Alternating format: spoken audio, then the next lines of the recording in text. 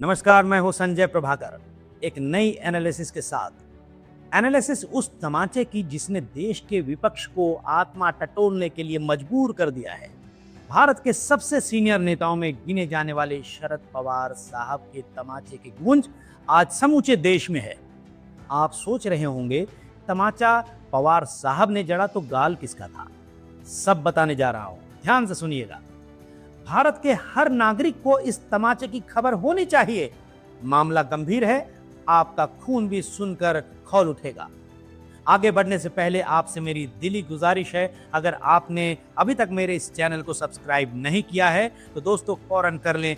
Video देखने के बाद पसंद आए तो लाइक बटन जरूर दबाएं और मेरे एनालिसिस पर आप अपनी कमेंट, अपनी राय कमेंट बॉक्स में जरूर लिखें, क्योंकि आपकी राय से खबरों की दुनिया में क्रांति आ सकती है। और हाँ, अपने फ्रेंड्स में इस स्टोरी को शेयर करना ना भूलिए, इससे मुझे हौसला मिलेगा और आपके सामने नए नए एनालिसिस लेकर मैं आता रहूंगा। चलिए अब आते हैं मुद्दे पर। बात की शुरुआत हुई थी पवार साहब के झन्नाटेदार तमाचे की। उसी तमाचे से आज की एनालिसिस की शुरुआत होगी और जाएगी देश विदेश तक। इंडी गठबंधन के सबसे बड़े नेता शरद पवार ने उद्धव ठाकरे की पार्टी के प्रवक्ता संजय राउत को अपने स्टेटमेंट से तमाचा जड़ा है। जी हां, वही संजय राउत जो हर दूसरी सुबह माइक पकड़कर मोदी सरकार पर शब्दों की बमबारी करते हैं। इस बार उन्हीं के गठबंधन के सबसे सीनियर नेता शरद पवार साहब ने एक ऐसा करारा थप्पड़ जड़ा है जो सिर्फ राजनीतिक नहीं, कूटनीतिक भी है। क्यों, कैसे? सुनिए। क्योंकि मुद्दा है भारत की राष्ट्रीय सुरक्षा का, मुद्दा है ऑपरेशन सिंदूर के बाद पाकिस्तान को एक्सपोज करने का। और जब केंद्र सरकार ने इसका इंटरनेशनल फ्रंट संभालने के लिए सर्वदलीय प्रतिनिधिमंडल यानी कि ऑल पार्टी डेलीगेशन विदेशों में भेजने की योजना बनाई, तभी विपक्ष के कुछ नेताओं ने रोना धोना शुरू कर दिया, छाती पीटनी शुरू कर दी। लेकिन भारत की असली कूटनीति अब मैदान में उतर चुकी है। मोदी सरकार ने पाकिस्तान प्रायोजित आतंकवाद और ऑपरेशन सिंदूर को इंटरनेशनल प्लेटफॉर्म पर ले जाने का फैसला कर लिया है। ये आप जानते भी हैं, जान चुके होंगे। कुछ दिनों से आप देख रहे होंगे, एक दो दिन से खबरें आ रही हैं। अब बात सिर्फ बॉर्डर की नहीं है, अब ये लड़ाई कागजों, प्रेस कॉन्फ्रेंस और इंटरनेशनल मीडिया के कैमरों तक पहुंचाई जाएगी। मल्टी पार्टी डेलीगेशन बनाए गए हैं। अमेरिका, यूरोप, खाड़ी देश, south Africa, south east Asia यानी पूरी दुनिया में अब भारत के सांसद जाकर पाकिस्तान की असलियत खोलेंगे, उसे नंगा करेंगे।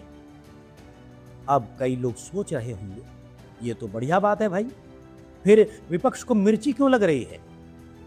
जब BJP, Congress, Aam Aadmi Party, NCP, TMC, Shivsena Uddhav Thackeray वाली, एआईएमआईएम जैसे नेताओं को साथ लेकर यह डेलीगेशन बना तो सोचा गया था कि सब मिलकर भारत की एकजुटता दिखलाएंगे।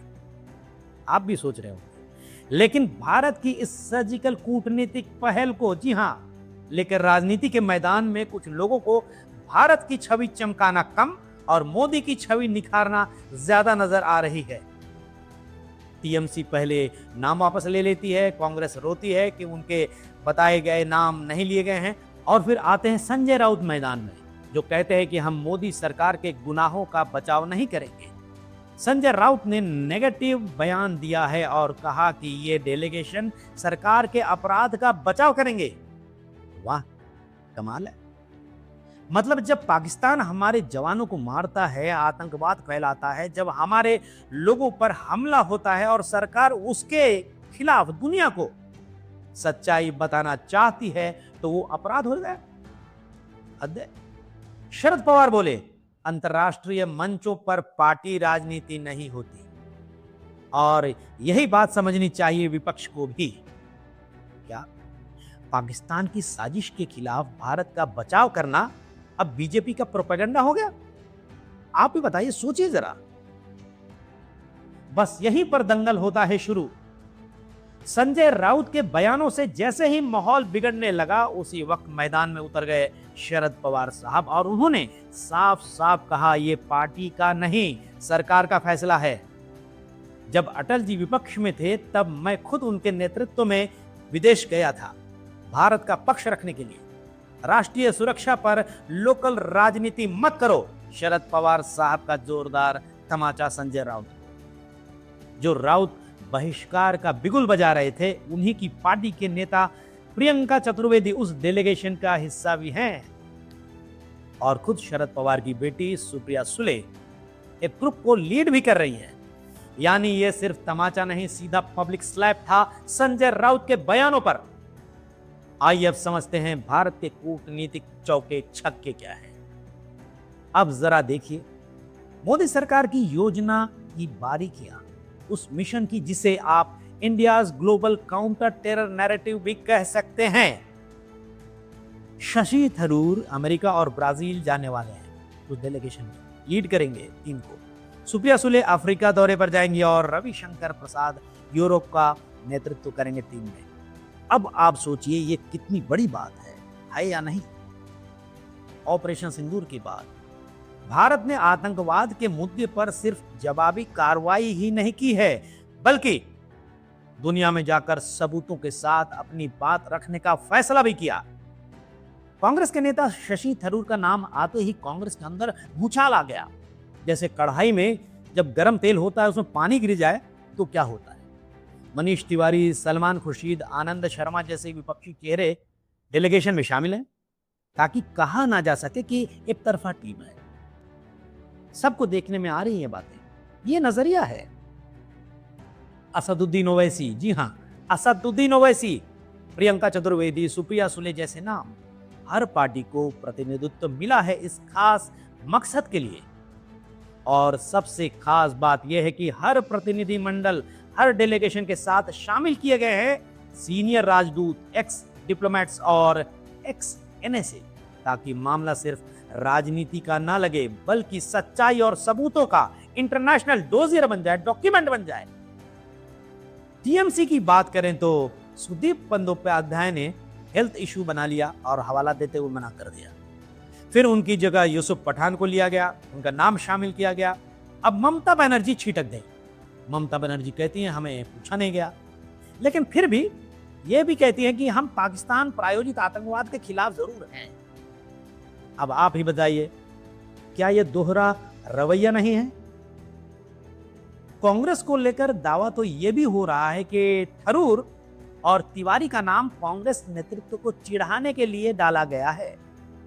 अब सरकार आपकी पार्टी की आपसी गुटबाजी का क्या करे भाई, वो तो देश का प्रतिनिधित्व करने के लिए जिम्मेदार है, न कि आपकी आपसी लड़ाई सुलझाने के लिए। कांग्रेस के एक खेमे में, जी हाँ, एक खेमे में उबाल आया हुआ है, भयंकर उबाल आया हुआ है, छटपटाते हुए हैं लोग। खबरें आप देख भी रहे होंगे कि उनके सुझाए 4 नामों में से सिर्फ आनंद शर्मा को रखा गया है इस डेलीगेशन में, बाकी 3 को नहीं। और जो रखे गए हैं जैसे शशि थरूर और मनीष तिवारी, वो राहुल कैंप के नहीं माने जाते। ध्यान दीजिएगा, जिसको लेकर कांग्रेस जो है भड़की हुई है। तो सवाल यह उठता है, क्या कांग्रेस को भारत की इमेज की चिंता है या राहुल गांधी की लॉयल्टी की लिस्ट की? ध्यान दीजिएगा, जो मैंने सवाल दागा है कि क्या कांग्रेस को भारत की इमेज की चिंता है या फिर राहुल गांधी की लॉयल्टी लिस्ट की? केंद्रीय मंत्री किरण रिजिजू ने साफ कर दिया है कि राहुल और खड़गे की शिष्टाचार में जानकारी दी थी, नाम नहीं मांगे थे हमने, यानी जो नाम मिलाया वो एक्स्ट्रा था। फिर भी शिकायतें कम नहीं हुई कांग्रेस की। जब पूरी दुनिया आतंकवाद पर भारत की कार्रवाई को जानना चाहती है, जब पाकिस्तान इंटरनेशनल प्रेस में झूठ फैलाने की कोशिश कर रहा है इस समय, तब भारत अपने सांसदों को, अलग अलग पार्टियों के सांसदों को दुनिया में भेज रहा है, लेकिन विपक्ष इस पर राजनीति कर रहा है। क्यों? क्योंकि मोदी को क्रेडिट मिलेगा। अगर मोदी क्रेडिट के लायक काम कर रहे हैं तो मिलना भी चाहिए। आप भी सोचिए, जरूर सोचिए, आपको क्या लगता है? ऑपरेशन सिंदूर ने भारत की रणनीतिक ताकत दिखाई। अब ये डेलीगेशन दिखाएंगे कि भारत सिर्फ बुलेट्स नहीं, डिप्लोमेसी से भी जवाब देना जानता है।